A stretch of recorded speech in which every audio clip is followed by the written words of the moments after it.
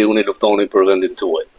Rebelimi kundër Trump, më pak se 24 orë mbasi 34 vjeçarja Rene Good u qellua për vdekje nga agentët e ICE në Minneapolis, 2 oficerë të patrullës kufitare amerikane ju afruan një furgon të parkuar në Portland, Oregon. Agentët urdhëruan 2 persona të thonin të dilin nga automjeti. Ata refuzuan.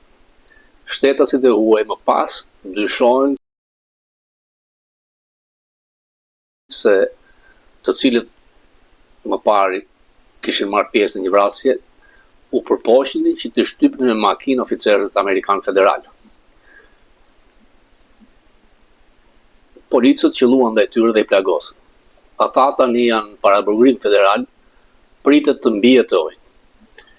Djemt e patrullës kufitare u dënuan publikisht nga të gjithë zyrtarët e tmajtës amerikane. Pothuajse në gjitha aspektet. Kjo pavarësisht faktit se migrantët janë antarë të bandës të dhunshme Tren de Aragua nga Venezuela. Ishin të përfshirë në disa të shtëna me plagosje korrikun e kaluar. Në fakt, policia kufitare federale kërkoi ndihmë nga policia e Portlandit për të gjetur kriminalët e dyshuar. Kjo kërkesë u refuzua. Portland ndoshta është qyteti më radikal i majt në vend dhe është në një rebelim të hapur antifederal, pra në një rebelim ndaj zotit Trump. Sidomos për ligjin e imigracionit. Kryetari i bashkisë, Keith Wilson, lëshoi këtë deklaratë fillestare. Ne qëndrojmë të bashkuar si zyrtar të zgjedhur, duke thënë se nuk mund të rrim duar kryq, ndërsa mbrojtjet kushtetuese gërryen dhe gjakderdhja rritet. Portland, stërvitje për agent të militarizuar. E mendoni se sa subversive është në të vërtet deklarata e këtij kryetarit bashkisë? Ai do të preferonte që kriminalët e huaj të dhunshëm të bridhin të lirë në qytetin e tij, sesa të ndihmonte policat federal të gjurmonin ata. Edhe pasi antarët e bandës u ekspozuan, shefi i policisë së Portlandit, Bob Day, u tha gazetarëve se do të ishte fajësimi i viktimës. Fajësimi i viktimës, 2 emigrantë do të akuzohen për krime me armë, ndër të tjera. Dhe ata janë viktima. Nuk mendoj se kam dëgjuar ndonjëherë dënim më budalla nga një antar i zbatimit të ligjit.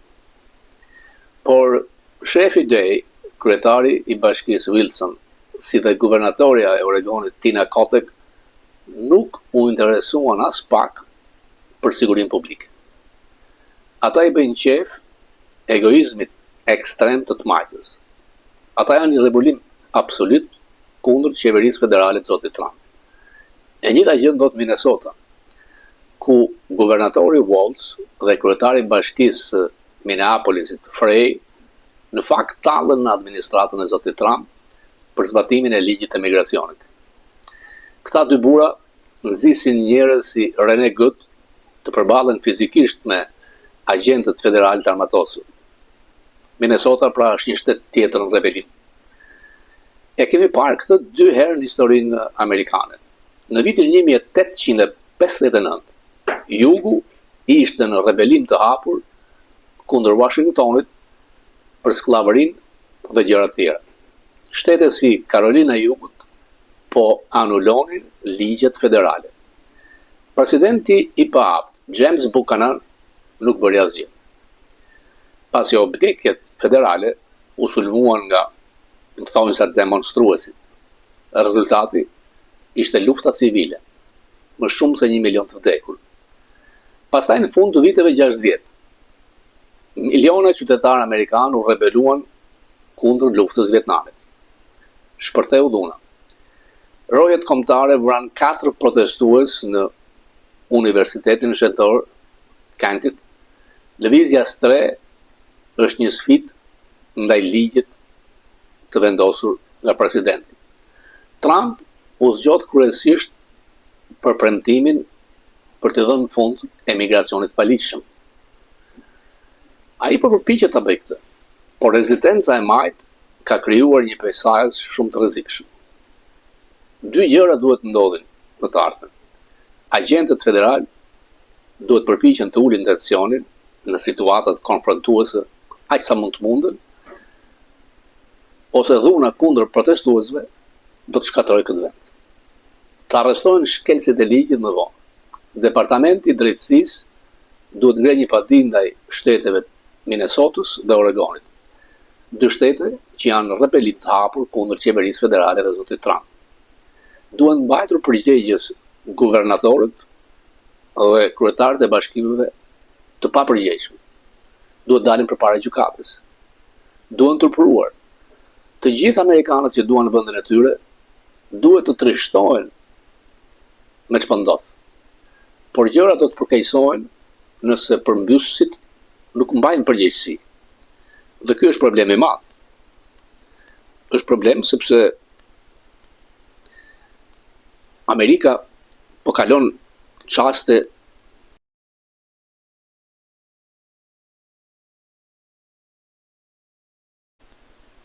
me të vërtet përmbyse. Është e vërtet e habitshme ajo që ka ndodhur me industrinë amerikane të lajmeve. Është shëmbur totalisht. Trump e shkaktoi këtë. Pa ai po ju dërgon mediave të majta një mesazh për të përdorur një shprehje të viteve 60.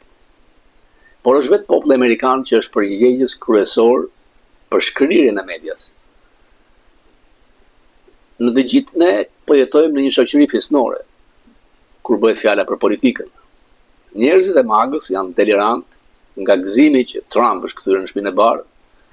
Ata duan që të godasin me çekiç të fortë të majtën. Në anën tjetër, liberalët janë të shqetësuar me Trump. Ata nuk mund durojnë dot gjithçka që ai po bën. Sigurisht që kjo i bën ata të duken si budallëj dhe të hidhur. Jo një pamje e mirë kur je në televizion duke u maskuar si një person i drejtë. Anasjetës, shumë pro Trumpit kërkojnë vetëm informacione që i ngushëllojnë ata. Fox News, Newsmax, nuk ka mos pajtim. Presidenti është një mrekullues.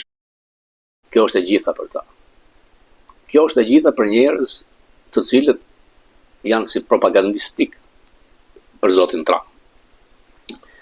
Natyrisht që Trump me ato që bëri me Venezuelën tregoi forcën e Amerikës. Nuk është thjesht ndryshim regjimi në Venezuelë. Është ndryshim regjimi botëror. Goditja ju dha Kinës dhe Rusisë. Natyrisht që me këtë politikë do të bjerë Kuba dhe me sa duket do të bjerë Irani. Në qoftë se zoti Trump arrin këto, e ka shkundur realisht rendin botëror në favor të forcave të drejtës, edhe pse diskursi i tij politik shpesh tregon shenjat narcisike, si narcisist, problemet e karakterit dhe mbase rënja e shëndetit të tij ndikon te kjo. Por njerëzit që e kontrollojnë, projekti 2025, çdo gjë e ka me një skenar. Do të arrin aty ku duan. Në lidhje me Groenlandën, klithmat ose kërcënimet që vijnë nga Danimarka apo vendet e Bashkimit Evropian që ne do të konfiskojmë bazat ushtarake amerikane janë zero. Interesat strategjike amerikane duan Groenlandën. Mënyra se si do ta marrë nuk ka shumë rëndësi. Nuk do të lejoj Trump dhe projekti 2025 që Groenlanda të kontrollohet nga Kina dhe nga Rusia. Fakt. Ajo që po ndodh në Venezuelë mbase ka zhgënjur ata që prisnin një demokraci dhe përmbysje të menjëhershme. Por thuhet që CIA, ata hajerojnë që organizuan gjithçka, i ka ofruar presidentit Trump idenë që të vazhdoj marrëdhëniet me Venezuelën me qeverinë aktuale. Asgjë për demokracinë në Venezuelë dhe asgjë për opozitën. Kjo të e mirë. Mendoj se gjërat janë gjithmonë shumë ngatëruara në mendjen e Trump. Mendoj se ai ka shumë gjëra që përplasen me njëra tjetrën, dua të them, mendoj se është qartë një interes kombëtar amerikan për mbyllja e regjimit Maduros. Kjo ishte politika jonë mandatin e parë.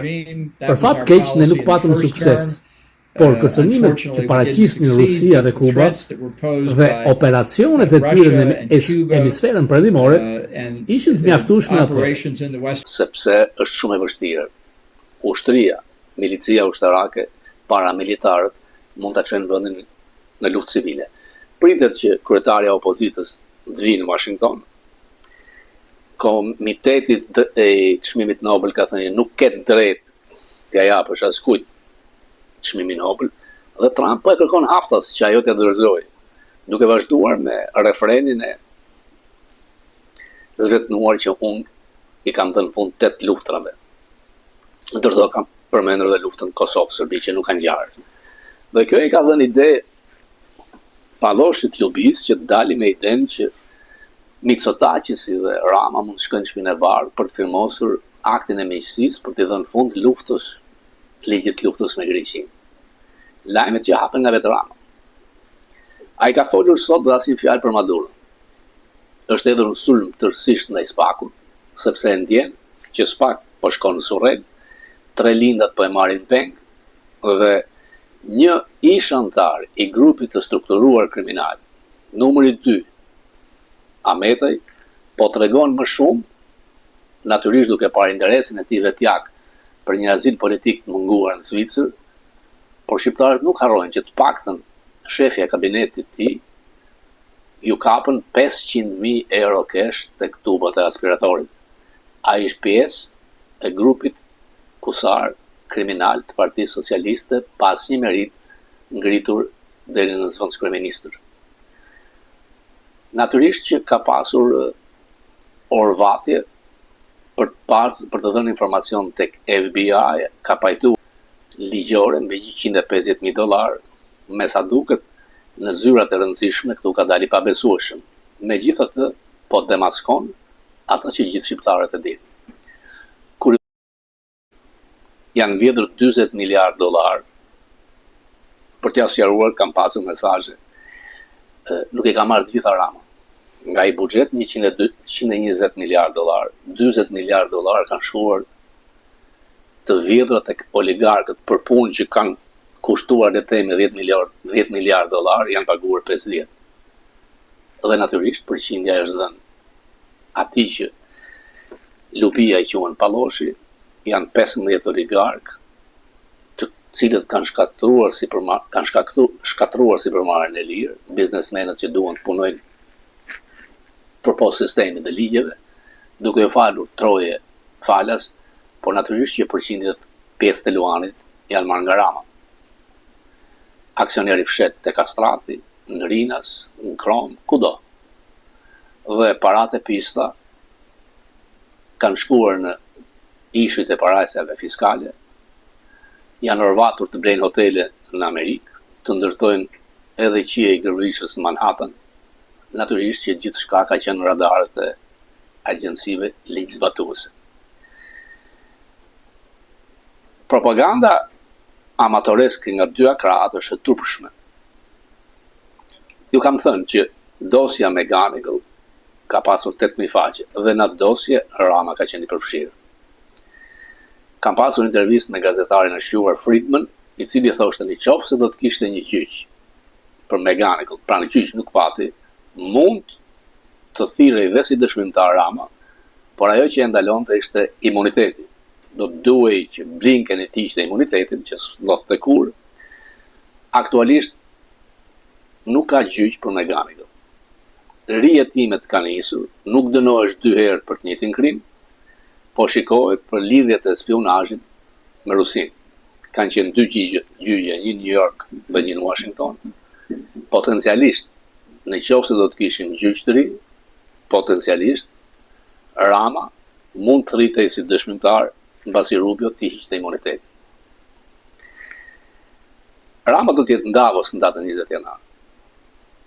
Natyrisht që nuk është qendra e rëndësisë, por në Davos do të jetë dëdoni i madh. Trump mos ju duket habi që bufoni i smuri i Europës juglindore t'i afrohet dhe t'i argavitet për 1 ose 2 sekonda edhe Trump nga pas. Por mund t'i gjasin konferencën e Muniut, kur e larguan, apo tek takimi i NATO-s në Holland, kur e lanë si qenë në një tavolin periferike dhe nuk i fliste askush. Ai e di fundin e tij. Ideja se mund blinte Kushner, se mund kaloj të firmos me mira refugjat nga Amerika për t'i dhënë një takim me Rubin, edhe ky është një bluff. Sepse SPAC-u nuk e drejtojnë as rusët, as kinezët. SPAC-u e ka marrë orientimin e ri. Rama kishte një kartolin për vitin e ri. Kaloshi me patelin e FBI. Dhe ngushëllimet që erdhën në dorë për festën e flamurit ose të çlirimit, si Rubio dhe Trump i përmendin kartelet e drogës. Luftën ndaj karteleve. Takimi i fundit i të ngarkuarës me punë amerikane me SPAC përsëri theksoi luftën ndaj karteleve. Nuk e shikojnë Ramën si kryetar legjitim të qeverisë, por si një degëzim i karteleve që vinë nga Sinaloa, Ekuadori, por dhe Venezuela. E keqja në Shqipëri ka vetëm një emër, Edin Rama. Rama e di fundin e tij. Opozita është ende e tulatur. Kërkon të protestoj, mund të nxjerrë dhe 50.000 vetë. Do të ndaloj aty. Shembull vin. Ndiqeni ç'po ndodh në Iran. Sepse shtypja ka qenë shumë e madhe. Dhe Edin Rama i Iranit ka nisur të projektojë largimin e tij drejt Moskës. Rama simbolikisht ka kohë që ka filluar të endet në përshkretirat e vendeve arabe, thjesht për të pastruar miliardat e vjedhura si aksionari fshet, për të parë se ç'mund ndodh në çdo lloj skenari, edhe pse në për ekrane duket i qetë, në fakt është i friguar. Rama është peng i 3 lindave të tij. SPAC faktet i ka skajore ndaj tij, familjes vet, dhe narkoshteti Ramës është shumë herë më i keq si Madurës. E kam diskutuar gjatë me ambasadorin Bolton. Dhe shumë agjenci ligjzbatuese amerikane këtë e dinë. Natyrisht nuk kemi naiv të presim që helikopterët amerikanë apo ushtria amerikane të vitë marrë për leckësh atë ligavec diktator të Ballkanit Perëndimor. Por fryma është. Në Venezuelë nuk ishte SPAC. Në Iran nuk ishte SPAC. Është gjetur mekanizmi. Rëndësi ka që ti ke keqe që quhet Edin Rama. Dhe unë besoj që shumë shpejt do t'ikë.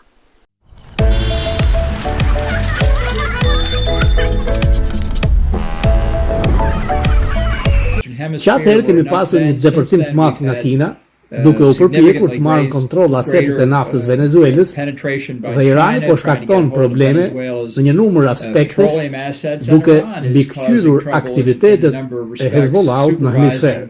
Pra, argumentet pro largimit Madurës janë të forta dhe argumentet në favor të instalimit të qeverisë së zgjedhur në mënyrë demokratike, së cilës u vodhën zgjedhjet nga Maduro në vitin në 2024, ashtu siç i vodhën zgjedhjet në 2018.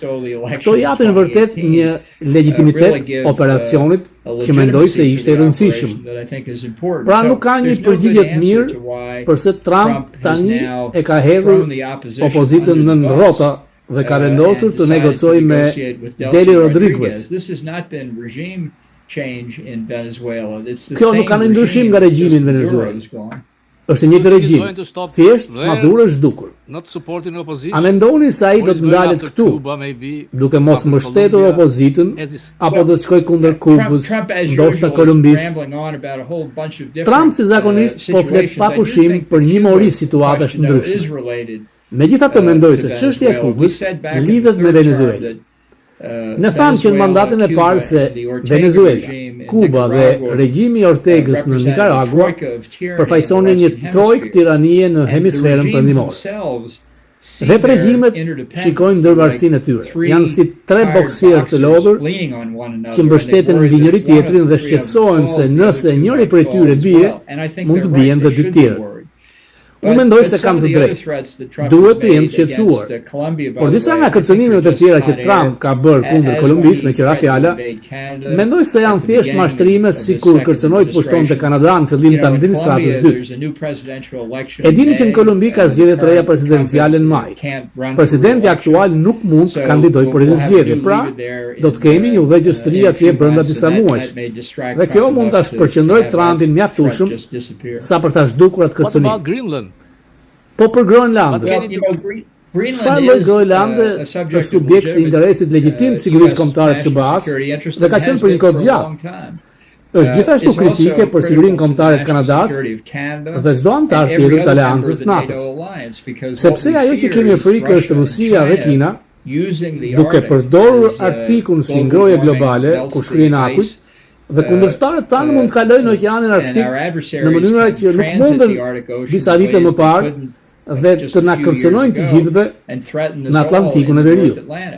Pra ka një arsye shumë të vërtetë për të shqetësuar për Groenlandën dhe historia amerikane daton shumë kohë më parë. Donald Trump nuk e zbuloi Groenlandën. Unë i di të gjitha këto sepse ne ishim të përfshirë në vitin 2019.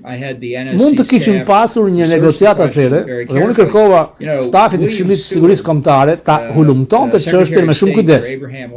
A e dini që William Sird, sekretari i shtetit për Abraham Lincoln, si dhe Andrew Johnson, u përpoqën Dublinin. U përpoqën Dublinin Groenlandën nga Danimarka në vitin 1868, me njëherë pasi blen Alaskën nga Rusia. Hera e fundit që u përpoqën Dublinin ishte viti 1947, kur Truman u përpoqi ta blej. Ka shumë mënyra që të sigurojmë Groenlandën për popullin e saj, për Danimarkën, Amerikën dhe të gjithë aleancën e NATO-s. Nëse thjesht e heqim këtë temë nga faqet e para, nga vëmendja dhe e negociojmë me heshtje. Nuk mendoj se Trump do të përdor forcë. Mendoj se nëse do ta bënte, do të kishte një shpërthim vulkanik në Shtetet e Bashkuara. Është një akt kaq skandaloz.